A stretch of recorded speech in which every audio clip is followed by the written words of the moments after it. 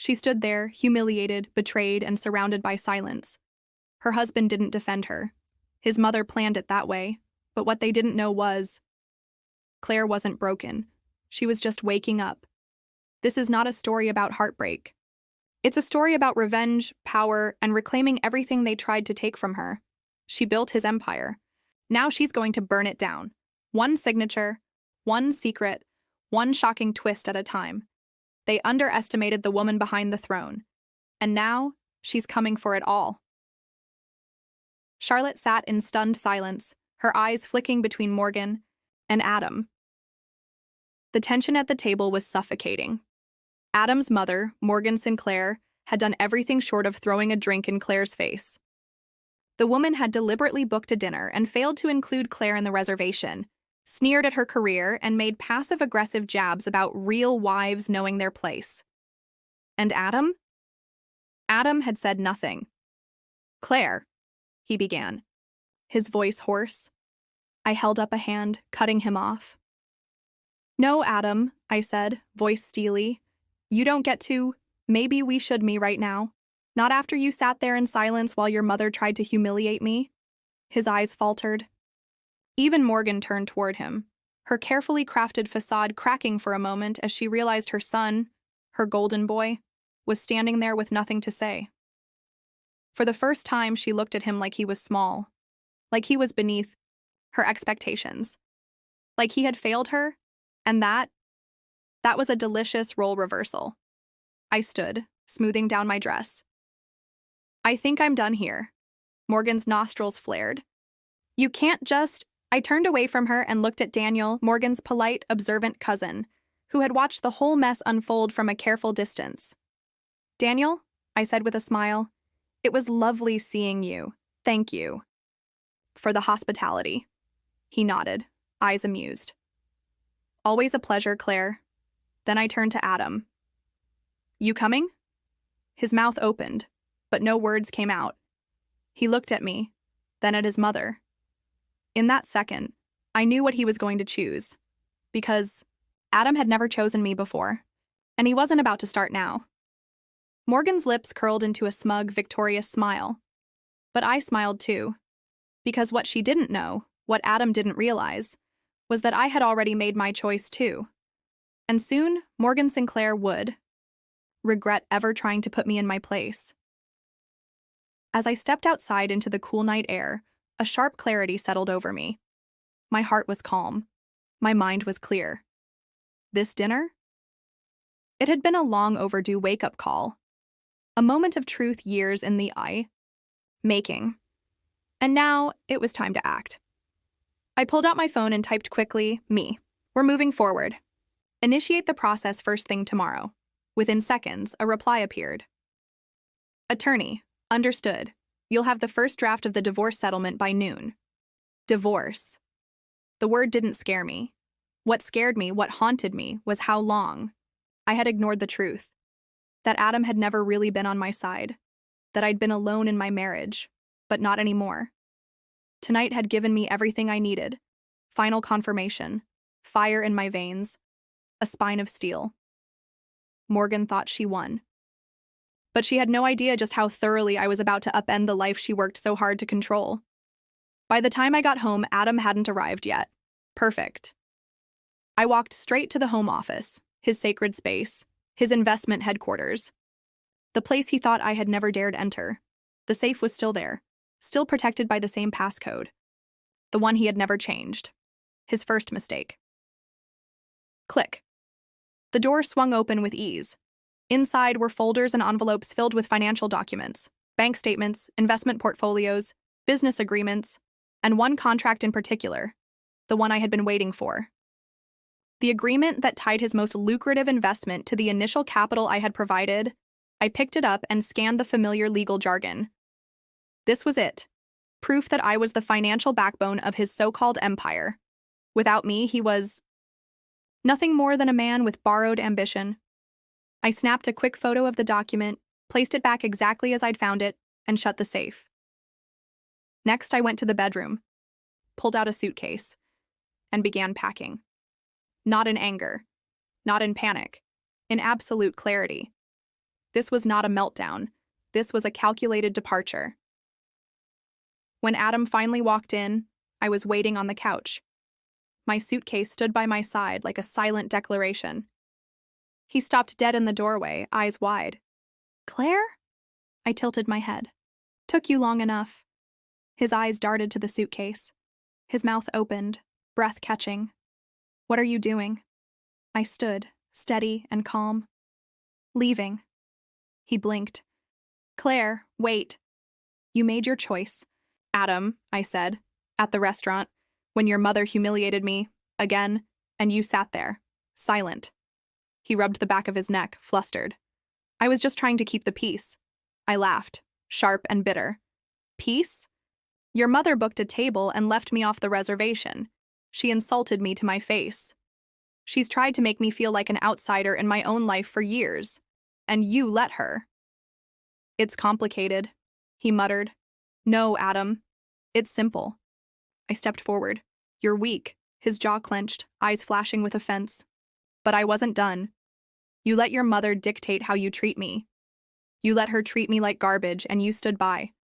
I gave you so many chances to choose me, to fight for me." I shook my head slowly. "But tonight, I finally saw you for what you are." His voice cracked. "Claire, please, let's talk about this." "That's the problem, Adam. There's nothing left to talk about." I picked up my suitcase and walked toward the door. He called out behind me, his voice darkening. "I'll fight you on this. If you think you're walking away from this marriage with half of everything—" I turned. He didn't finish his sentence.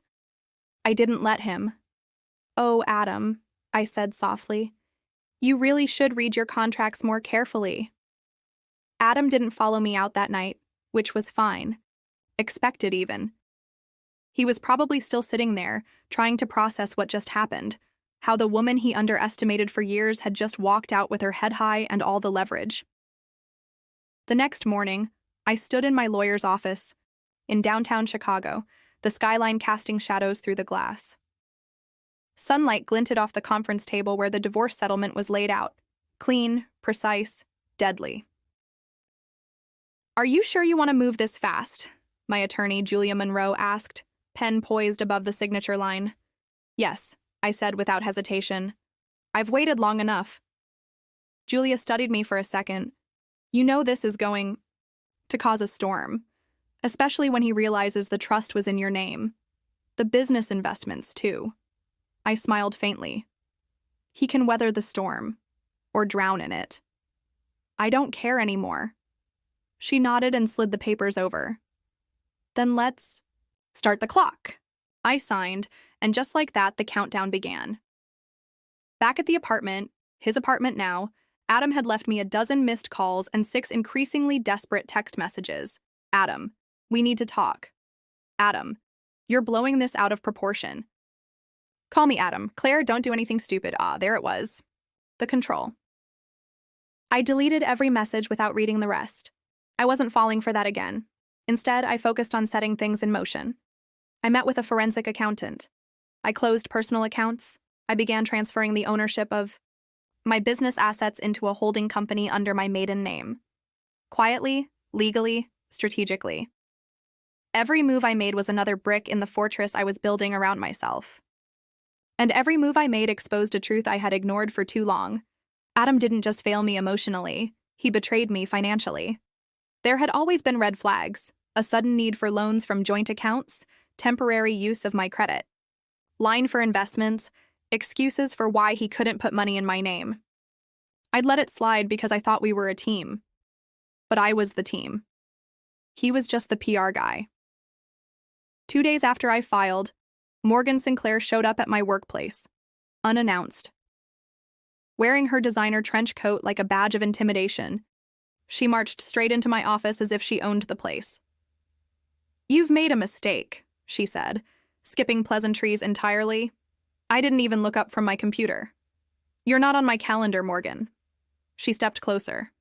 "This is not the kind of thing we need to drag through the courts. Be reasonable. Adam is willing to forgive you." I finally looked up, eyes narrowing. "Forgive me?" She blinked. just once. But it was enough to crack her mask. You're upset, she continued. But if you think you can take half of everything he's built. He built? I stood now, every ounce of calm replaced by razor-edged fury. Everything Adam has is because of me. I funded his first investment. I co-signed his business loan. I introduced him to his first 2 clients. Her mouth opened, but I didn't let her speak. I was the silent partner in every deal. Not because I wanted to be invisible, but because you both made it clear that your world only had room for 1 star. Morgan's voice dropped low, venomous. You don't know who you're playing with, Claire? No, I said coldly. You don't. I stepped closer. You thought I was just some accessory your son picked up to look well-rounded. But I've built empires in stilettos while biting my tongue through your dinner parties. I've smiled through your condescension. I've stayed silent while you tried to make me feel small. My voice dropped to a whisper. But I am done being small. Morgan took a slow step back, her hand twitching near her purse. You'll regret this. No, I said. You will. She turned on her heel and left. I didn't watch her go. I had more important things to do. The media found out by the end of the week. That was Adam's doing, leaking a carefully crafted statement to the press, painting himself as the victim. He called it an amicable separation due to personal differences. But it backfired spectacularly, because the moment the story hit the news, so did the truth. Someone, not me, leaked the financial records. The documents proving I was the source of capital for his Sinclair Strategies portfolio. The fact that I was the one holding silent equity in 3 of the 4 companies his firm had invested in. The headlines changed overnight. Claire Sinclair, the woman behind the money, the power couple's quiet queen. Finally speaks. Did Adam Sinclair build an empire on his wife's back? Adam called me that night, furious. You think you can destroy me like this? He shouted, voice cracking through the phone. You think people won't see right through your little victim act? I let the silence hang for a beat, then replied softly, No, Adam. I think they're finally seeing the truth. Click. But this wasn't about headlines. This was about me. For the first time in years, I felt like I could breathe again. I wasn't waking up dreading another passive-aggressive breakfast with a man who barely saw me. I wasn't shrinking myself to fit someone else's definition of a wife. I was rebuilding. And I was just getting started. Still, not all was calm. There were rumors, whispers, a shadow I couldn't quite shake, because deep down, I knew Adam wasn't done, and Morgan wasn't. They were going to come at me from angles I hadn't anticipated, and when they did, they wouldn't just want revenge, they'd want everything. It started with a letter. A cream-colored envelope slid under my apartment. Door, no postage, no return address. Inside, a single sheet. Typed. We know what you did. Maybe the court should too. M.I. stared at it, hands trembling only slightly. Morgan. I should have known she wouldn't go quietly. But what did she think she knew? The answer came 48 hours later, in the form of a subpoena. They were challenging the trust. I claimed I had misrepresented the origin of the funds, that Adam's business empire wasn't mine to dismantle. I could practically hear Morgan's voice behind the movie, elegant, composed, and laced with poison. This wasn't about money anymore. It was war, and they were going to fight dirty. Claire, we've got a problem, Julia, my attorney, said, during our emergency meeting. They've found an old tax discrepancy. It's minor, a documentation error from 3 years ago. But they're blowing it up, making it look like fraud. My stomach twisted. Can they prove anything? No. Because there's nothing to prove. But they don't have to win. They just have to make enough noise to drag this out in court, drain your funds, and paint you as unstable. I exhaled slowly, feeling the weight of their strategy. Bleed me dry. Break me slowly. Classic Sinclair.